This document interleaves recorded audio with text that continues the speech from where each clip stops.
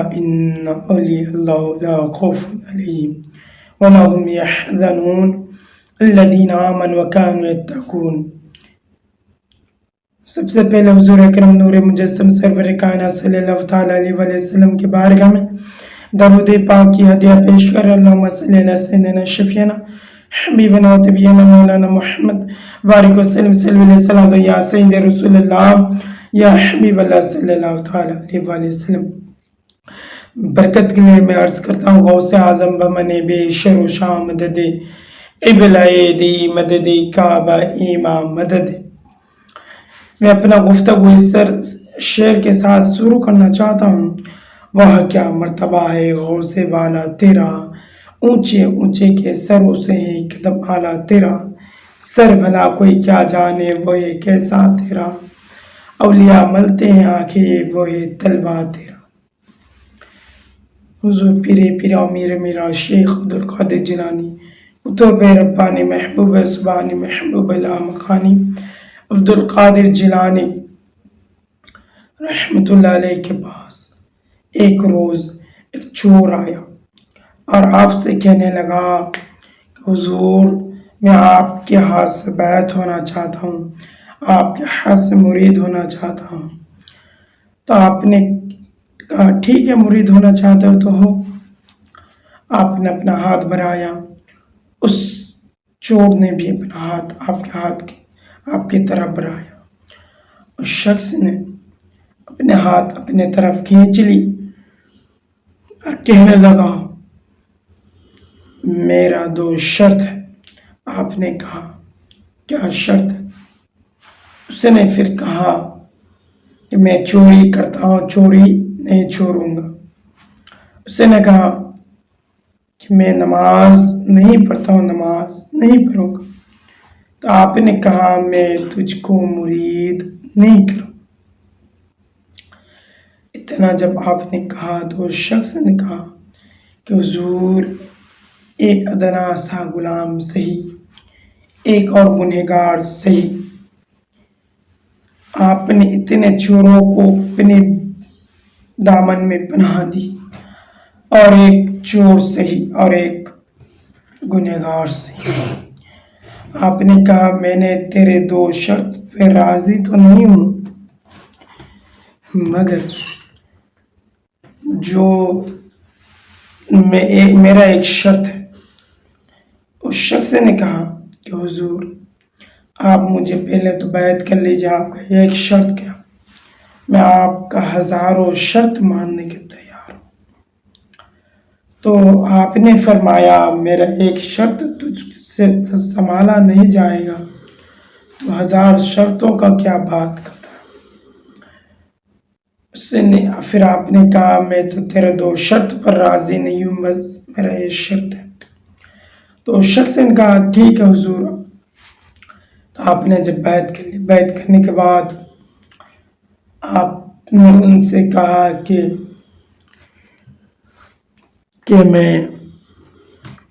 میرا یہ شرط ہے کہ جب اذان کا وقت ہو تو اذان دے دیا کرنا۔ جب وہ شخص مرید ہو کے اپنا گھر چلے گئے، گھر جانے کے بعد اذان کا وقت ہوتا، اذان دے دیتا پھر سو جاتا، اذان کا وقت ہوتا پھر اذان دے دیتا پھر سو جاتا۔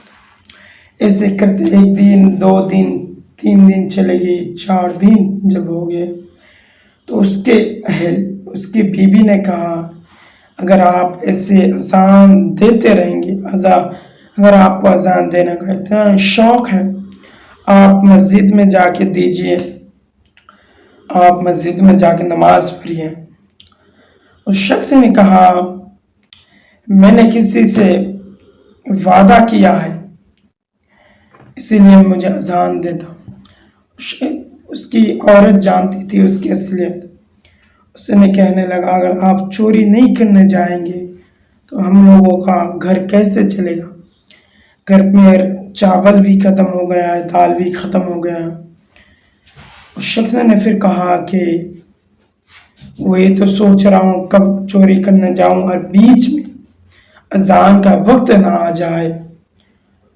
اس نے جب عشاء کی اذان دی، عشاء کی اذان دینے کے بعد سوچا عشاء کی اذان سے فجر کی اذان تک بہت کافی ٹائم ملتا ہے، کیوں نہ اسی ٹائم میں چوری کی جائے۔ اس شخص نے جب بغداد شہر میں چوری کرنے کے لیے ایک محل کے پاس گیا اور محل کے پیچھے کی طرف جا کے رسی کو پھینکا اور گھر کے اندر داخل ہو گیا۔ داخل ہونے کے بعد وہ آہستہ آہستہ اس کمرے کی طرف جاتا جس کمرے میں خزانہ ہو، سونا چاندی ہو، ہیرے زیورات ہو۔ جانے کے بعد روشنی کا انتظام کیا۔ روشنی کا انتظام کرنے کے بعد وہ تو کوئی آم کا پتا نہیں ہے، کسی پیڑ کا پتا نہیں ہے، کسی ٹھوس ٹھوس کے بھر لیا جائے۔ وہ یوں اٹھاتا، آہستہ آہستہ تھیلے میں رکھتا، پھر آہستہ اٹھاتا، آہستہ تھیلے میں، اسی طرح آہستہ کرتے کرتے فجر کی اذان کے وقت اس کے حساب کے مطابق جب سامان زیادہ ہو گیا، وہ تھیلا ایسے اٹھایا، اپنا تھیلا لیا اور یوں کاندھے پہ رکھے جب جانے لگا۔ جب اس گھر کے بیچوں بیچ آیا، آنے کے بعد فجر کی اذان ہو گئی تو اس نے اپنا تھیلا رکھا۔ رکھنے کے بعد بیچ انگنے میں، پورے گھر کے بیچ میں اذان دینا شروع کر دیا۔ جب اذان دیا نا تو پورے گھر کے لوگ جاگ گئے۔ جاگنے کے بعد یہ جو اذان ختم کر کے دیکھا تو پورے لوگ اسی کی طرف دیکھ رہے۔ اس نے سوچا اگر میں 2 رکعت نماز پڑھ لوں تو یہ لوگ وضو کر کے اپنے اپنے گھر چل جائیں گے، روم چل جائیں گے۔ جب اس نے 2 رکعت نماز پڑھی، جب نماز سے فارغ ہونے کے بعد سلام پھر آیا تو دیکھا کہ پورے گھر کے لوگ اس کے پیچھے قطار لگے کھڑے بیٹھے۔ کسی نے کہا کہ حضور تکبیر دے دوں؟ تو اس نے کہا ارے یار تم لوگوں تو میرے پیچھے پڑ چکا، میں کوئی امام نہیں ہوں اپنے۔ پھر اس گھر کے مالک نے کہا حضرت آپ کیا بات کرتے ہیں، آپ اللہ کے ولی ہیں، اللہ کے خاص بندوں میں ایک بندے ہیں۔ اس نے کہا کہ میں کوئی اللہ کے ولی نہیں ہوں، میں کوئی کتب نہیں ہوں، میں کوئی غوث نہیں ہوں۔ تو اس شخص نے کہا کہ جو چور تھے، اس نے کہا میں ایک چور ہوں۔ پھر کسی نے کہا حضور اذان تکبیر دے دوں، سورج نکلنے والی ہے۔ اس شخص نے کہا ہاں یار اذان تکبیر دے دو۔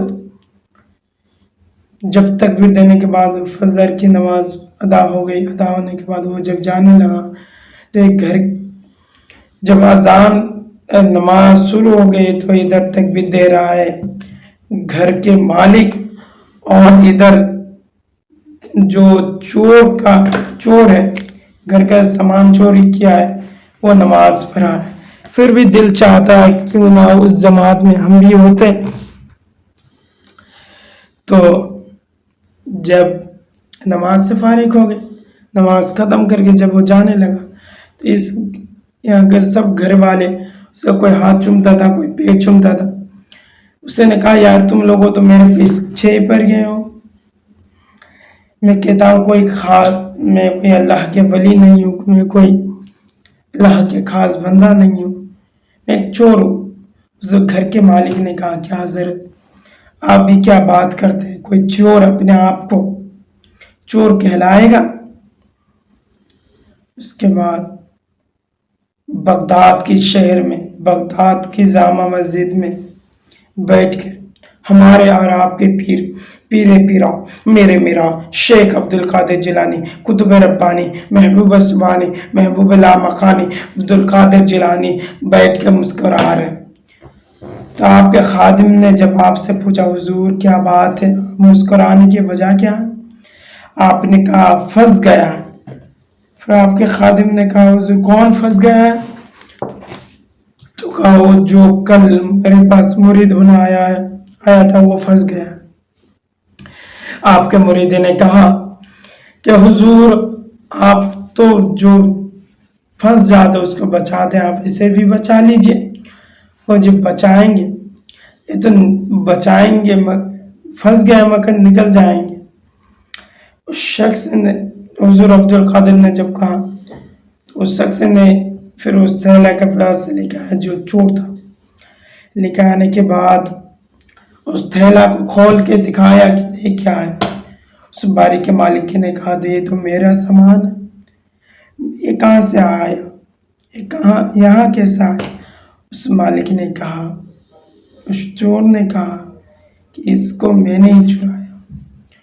اس کے بعد پھر بھی مانا نہیں تو چور نے یوں ہاتھ جوڑا بغداد حضور غوث اعظم کی گھر کی طرف اور یوں کہا، یوں ہاتھ جوڑا اور یوں کہا، مان گیا عبد القادر، مان گیا، مان گیا عبد القادر، مان گیا۔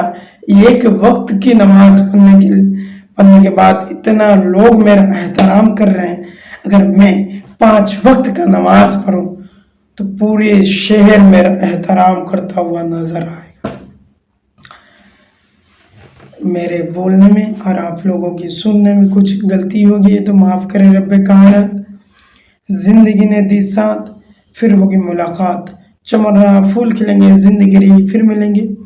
مسافر ہیں ہم بھی، مسافر ہو تم بھی، پھر کسی موڑ پر ملیں گے۔ فقیرانہ آئے صدا کر چلے، صدا خوش رہو یا دعا کر کے چلیں۔